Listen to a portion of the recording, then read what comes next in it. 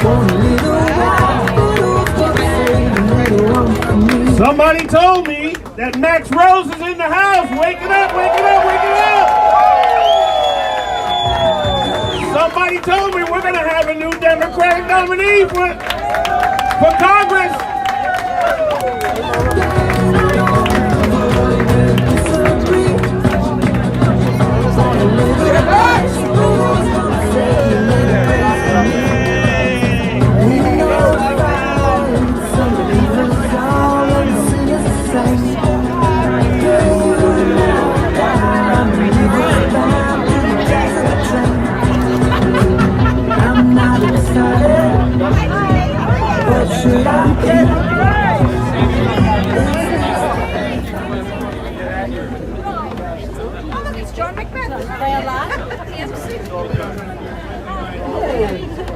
Hey, I know you.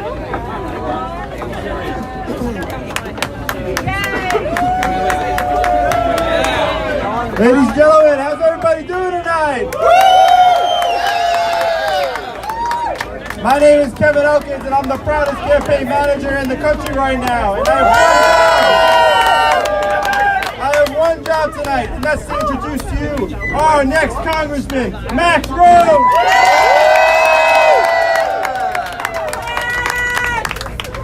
Let's go, Max!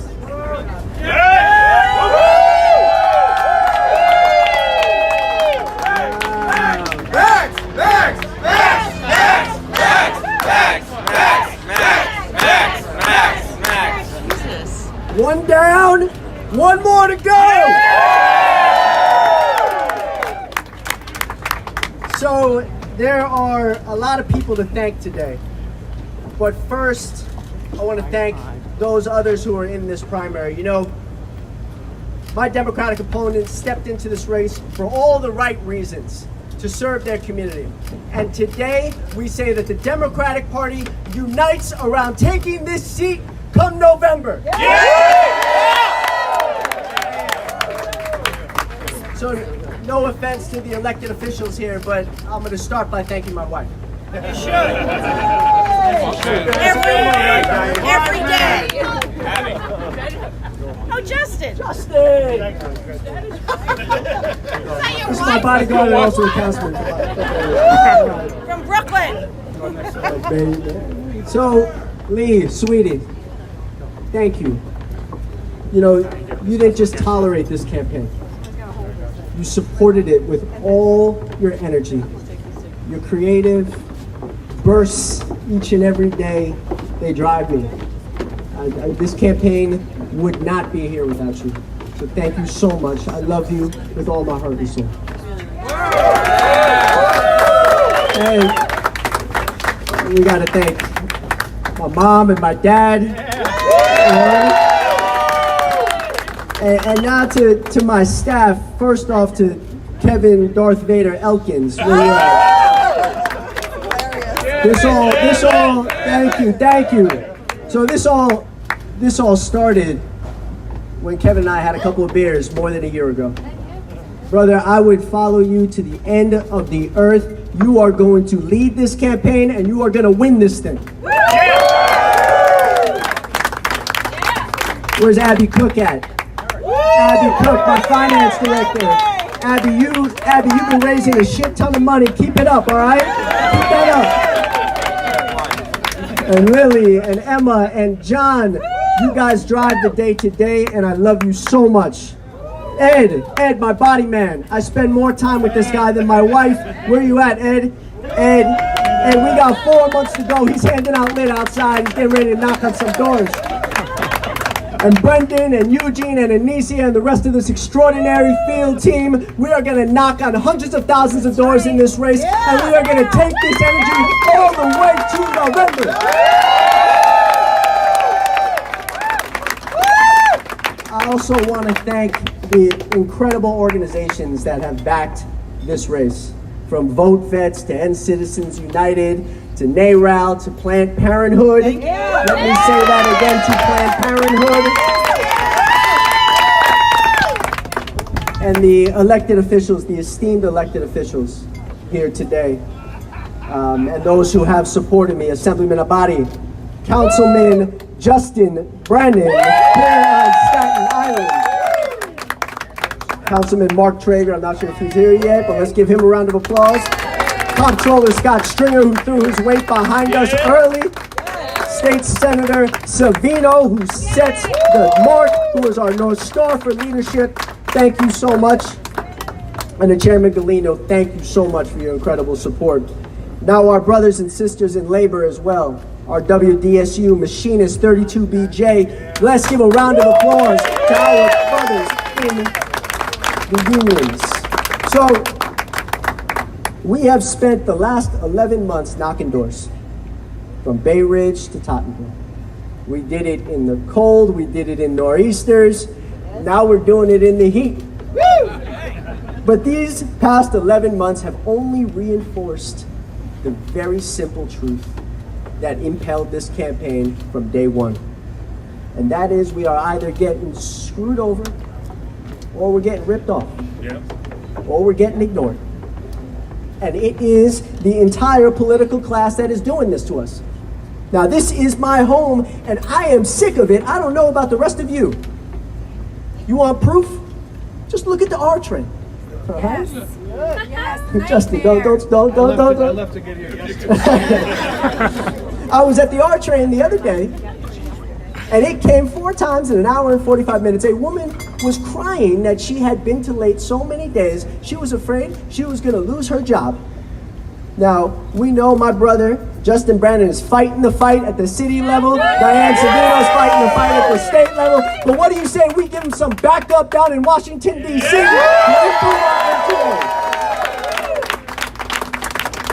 We get stuck in traffic each and every day on the expressway, and all the while our kids are dying from overdoses. And look at the companies that were responsible for flooding our streets with opioids. They got a $1 trillion tax cut, and we're gonna have to pay for it, both now and later on. You know, when I was knocking doors in Westerly, a cop answered the door, and he answered the door with 2 daughters, one to the left of him and one to the right of him. And he said something that will stick with me for the rest of my life. He said, my kids are used to being afraid when I go to work. Now they're afraid to go to school. Now they're afraid of getting mowed down on the way to math class. Who's gonna fix this? Who's gonna fix this? Dan Donovan? No! Dan Donovan's gonna fix this? Come on! Dan Donovan is not going to fix this. He's not in the community. He does not show up when it counts. He was asleep at the wheel at the DA's office, letting a drug epidemic completely spiral out of control. He was scared to look us in the eye and hold town halls. Frankly, the only thing he's been good at in Washington is cashing in on corporate PAC checks and acting accordingly. That's the only thing this guy has been good at. No accomplishments. No energy, no spine. That's Dan Donovan. That's right, yeah. And I don't know about you, but I'll be damned if we give him another chance to let Staten Island and South Brooklyn down. Not another chance. Because Dan does not measure up to the men and women I served with in Afghanistan, and frankly, neither do a lot of the politicians down in Washington, D.C. Yeah. The only thing this Congress has been good at, the only thing they've been good for, is wasting time, creating new problems, and ripping us off. I mean, we went to the moon, but we can't build a ferry on the South Shore. We can't rebuild Cromwell. We liberated a continent, but we cannot double the number of treatment options for those in the throes of addiction. That is not the America I fought for. That's not the America that we all know is possible. The America I and so many of our soldiers fought for took on the biggest challenges, and then we overcame them. The America I know is possible wouldn't struggle to finish expanding the expressway or making sure the R train runs on time. We wouldn't force a loved one to choose between putting food on the table and paying for her prescription drugs. We wouldn't tell a woman what she can and cannot do with her own body while we make it easier for a kid to buy a gun. We would never think about going back to a time where someone with a pre-existing condition is out there on their own. We would never even consider that. And the America I fought for knows that we are a nation of laws. But that does not mean that we separate scared babies from their parents. Thank you.